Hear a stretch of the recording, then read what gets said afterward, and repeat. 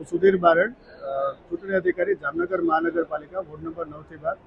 માનનીય જિલ્લા કલેક્ટર સાહેબના માર્ગદર્શન હેઠળ આજથી ઈવીએમ અને પોલિંગ સ્ટાફનું જે છે અહીંયાથી ડિસ્પેચિંગ ચાલુ થઈ ગયું છે.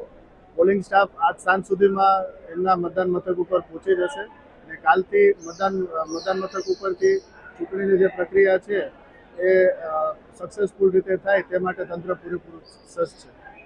વોર્ડ નંબર 9 થી 12 આપણે 111 મતદાન મથક છે. એમાં બધા presiding officer, polling PO1, PO અને FPO આપણે બધી ટીમ જે છે આજે રવાના થઈ જશે અને સાંજે પહોંચી જશે. પોલીસ બંદોબસ્ત સાથે જે છે હથિયારધારી પોલીસ બંદોબસ્ત પણ એમની સાથે રહેશે. આવતીકાલે તંત્ર સજ્જ છે બધી રીતે? હા, આવતીકાલે માનનીય કલેક્ટર સાહેબના માર્ગદર્શન હેઠળ વહીવટી તંત્ર પૂરેપૂરું સજ્જ છે અને શાંતિપૂર્ણ રીતે મતદાન થાય તે માટે સંપૂર્ણ તૈયારી અમે કરી લીધી.